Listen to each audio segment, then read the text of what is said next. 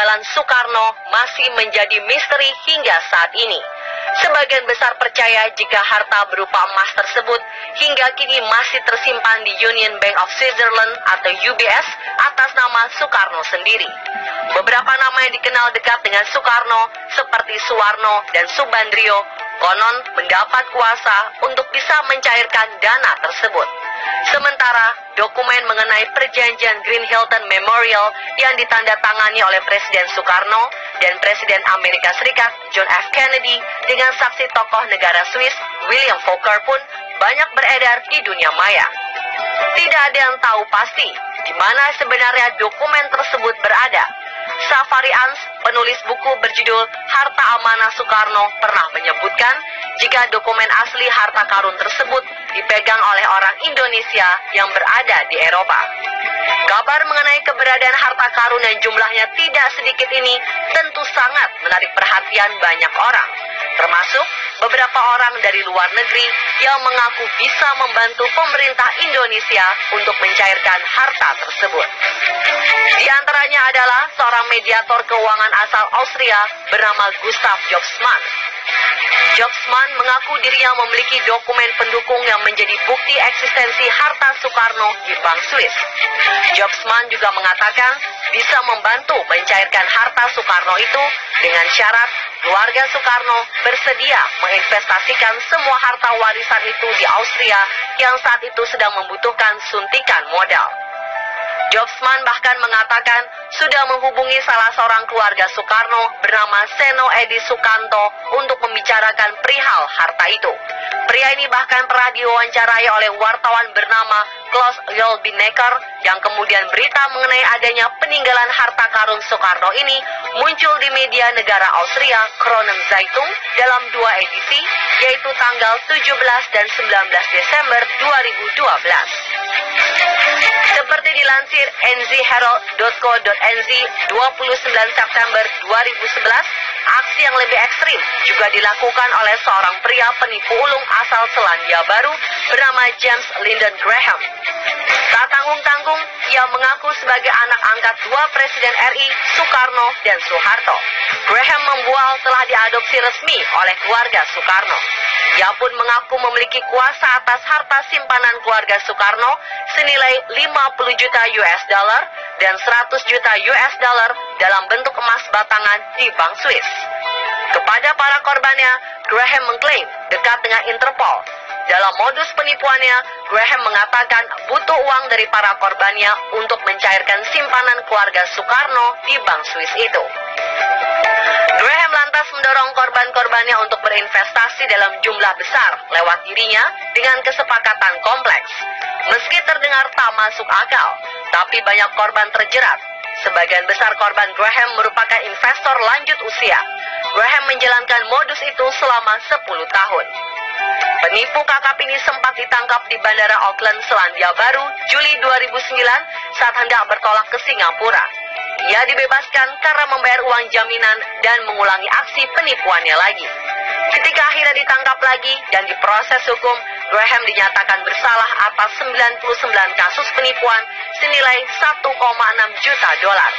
Pria berusia 68 tahun itu pun divonis penjara selama 3 tahun 2 bulan. Vonis itu dipotong dari yang seharusnya 6 tahun dengan pertimbangan usia Graham yang sudah tua dan ia menderita beberapa penyakit.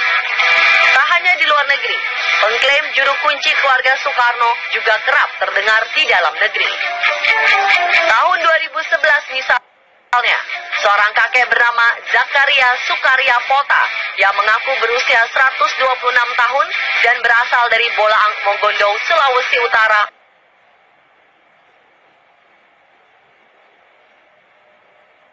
mengklaim memiliki sejumlah emas batangan dan surat berharga berisi kekayaan RI yang tersimpan di Bank Swiss. Zakaria juga menunjukkan pedang, tongkat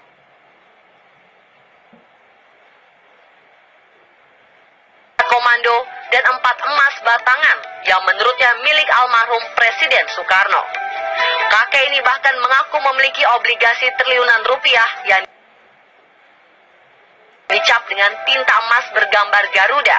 Obligasi itu dikatakannya siap dicairkan di sebuah bank internasional untuk diberikan kepada negara.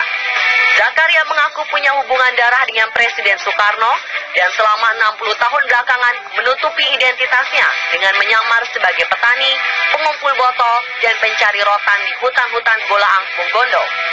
Ia mengatakan mendapat wahyu untuk membuka semua harta Soekarno itu karena perekonomian Indonesia terpuruk.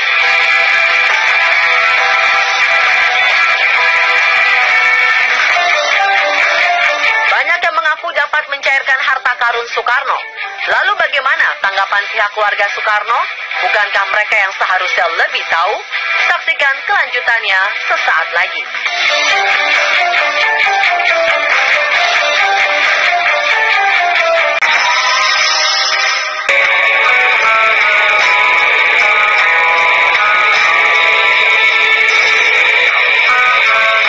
Inilah tanggapan pihak keluarga Soekarno.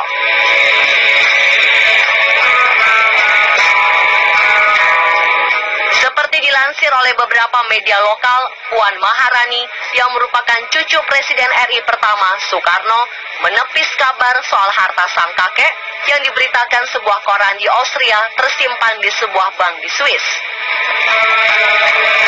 Wanita yang kini menjabat sebagai Menteri Koordinator Bidang Pembangunan Manusia dan Kebudayaan Republik Indonesia ini juga mengatakan tidak memiliki anggota keluarga bernama Seno Edi Sukanto seperti yang dikatakan oleh Gustav Josman di media Austria tersebut.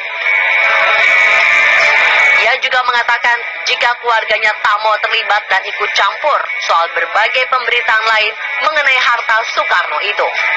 Di kesempatan lainnya, salah satu putri dari Soekarno, yakni Sukmawati Soekarno Putri, pernah mengatakan jika pihak keluarga sering didatangi oleh pihak yang mengaku memiliki dokumen asli tentang keberadaan harta karun Soekarno.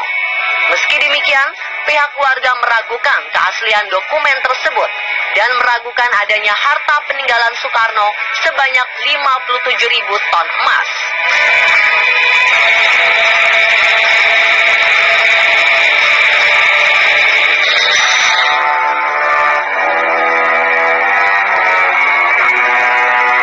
Sementara itu, mantan Duta Besar Republik Indonesia di Swiss, Joko Susilo, pernah mengatakan bahwa kabar soal harta Soekarno di UBS itu tidak benar. Joko mengaku sering dihubungi sejumlah pihak di Indonesia maupun di tempat-tempat lain yang mengklaim menyimpan data soal warisan Soekarno di Swiss berupa emas dan uang. Joko pun kemudian menelusuri informasi itu. Ia bahkan menghubungi salah satu pejabat terkemuka di Bank UBS. Namun ternyata semua kabar tersebut tidak terbukti kebenarannya.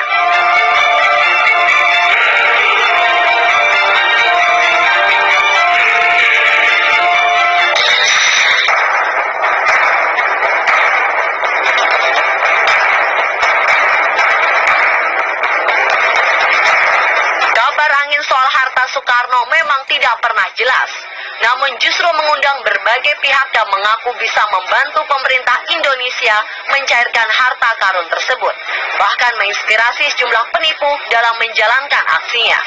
Sebagian orang yang mengaku-ngaku sebagai pewaris Soekarno yang bisa mencairkan hartanya di Bank Swiss pun pada akhirnya tidak bisa membuktikan apa-apa. Sampai saat ini, belum ada kisah lanjutan bahwa mereka telah berhasil mencairkan harta Soekarno tersebut, dan kisah-kisah ini berlalu dengan cepat seiring angin berhembus.